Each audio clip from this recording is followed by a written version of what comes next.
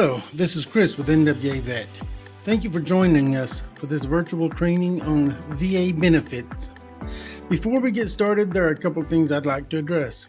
The first is this question: what is a veteran? We've actually had many veterans ask if they're considered a veteran because they served in peacetime, or maybe they never deployed to a war zone.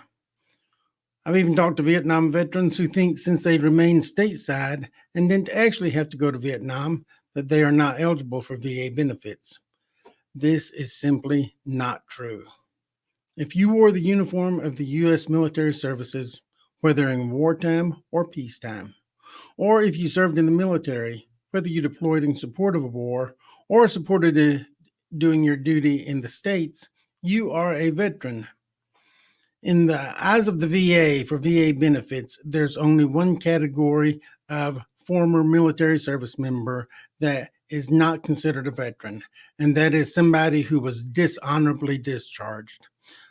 Other than that, if you served in the U.S. military services, you are a veteran in the eyes of the VA for VA benefits. With that being said, we're going to look today at VA benefits and what it takes to be eligible for them. Now, we're not going to be examining any of the benefits in detail today. That's going to be in later training episodes. Today is just to let you know what you, as a veteran or a dependent, may be eligible to receive. And I can't think of a better place to begin than talking about the importance of a veteran's DD-214. The DD-214, or the discharge papers, is the single most important document you will ever have from your time in service. Your DD-214 is the key to all of your VA benefits, as well as other state and local benefits that may be available to some veterans. I'm thinking like discounts at Home Depot or Lowe's or at your local restaurant. You need to make sure in any case that you have a copy of your DD-214 and that it's kept in a safe place. Now, that could be in a fireproof safe, in a safe deposit box at the bank, or on an online location that you'll maintain access to, any type of cloud storage such as Google Drive or Dropbox. You could even bring a copy to your local Veteran Service Office for them to upload it to their system. That way you would know if you happen to lose access to your copy, they're going to have one ready for you. In any case, be sure and let your family know how to access a copy of the DD-214. You never know what type of emergency or when one may arise when they would need a copy, and you want them to be able to access it as easily as possible. If you don't have one, act today to locate a copy. You could always request a copy of your DD-214 from one of two places. Now, the easiest way to get a copy is to go to the VA website and click on the link that says Request Your Military Records. The page after that will walk you through requesting your DD-214 from a website called Mil Connect. If you would rather, you can always request a copy of your DD-214 from the National Archives at www.archives.gov. You need to be aware that the National Archives are slowly working through a very large backlog of requests from the past year when they were only working at about 10% capacity, servicing emergencies due to COVID. So don't expect a quick turnaround from them, but they will get your document to you sooner or later. Now, whichever method you choose, don't wait. Go ahead, get a copy before you need it. Order it today or go on to Mil Connect today and print one out. With all that being said, let's look at VA benefits and veteran eligibility for them.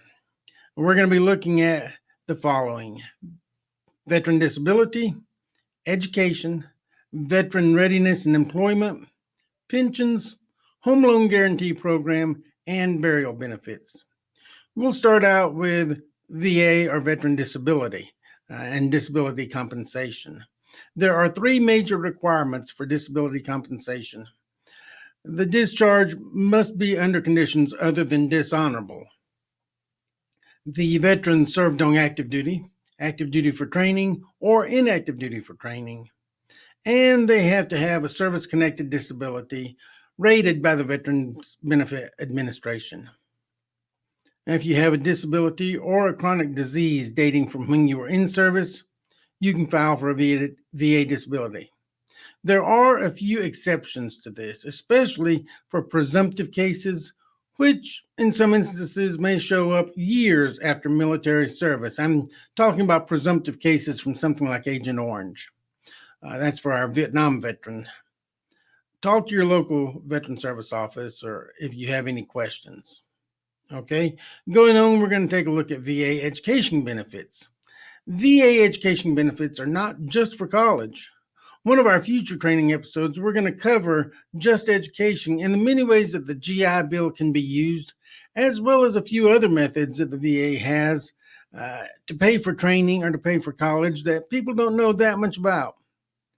In order to be eligible for the post 9/11 GI Bill, a veteran must have served at least 90 days on or after September 11, 2001, or have received a Purple Heart on or after September 11, 2001, and were honorably discharged, or served for at least 30 days on or after September 11, 2001, and were honorably discharged with a service-connected disability, or they're a dependent child using benefits transferred by a qualifying veteran or service member.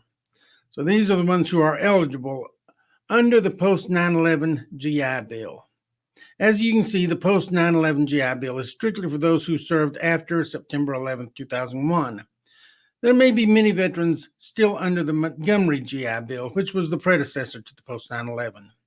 To be eligible for this bill, a veteran must generally fit these qualifications. They were honorably discharged, and they have a high school diploma, a GED, or 12 hours of college credit. Now, looking at the Montgomery GI Bill, there are 4 categories of eligibility for it, and it all depends on when a veteran served. You can find more information in the breakdown on the VA's education website. Speaking of that, the VA's education website has a lot of information on education benefits. And if you can't find what you're looking for there, there's the phone number on that website of the VA's education section. Very friendly people, and they would be more than happy to talk to you and help you. Next, we have Veteran Readiness and Employment, or VR&E. The VR&E program used to be known by veterans as Voc Rehab. It consists of a suite of programs to help veterans find and keep employment. In order to be eligible, veterans must have not received a dishonorable discharge, and they have to have a service-connected disability rating of at least 10% from the VA. And you have to actually apply for VR&E services. That can be done from the VA website. We're definitely going to be taking a closer look at the VR&E program on a later episode because it is a fantastic suite of programs that can be really helpful for veterans looking to find a job or looking to find a new career. Next thing we're going to take a look at is the VA pension. Now, the VA pension is a needs-based program. That means it is designated specifically for those veterans and surviving spouses who are in the greatest need of it.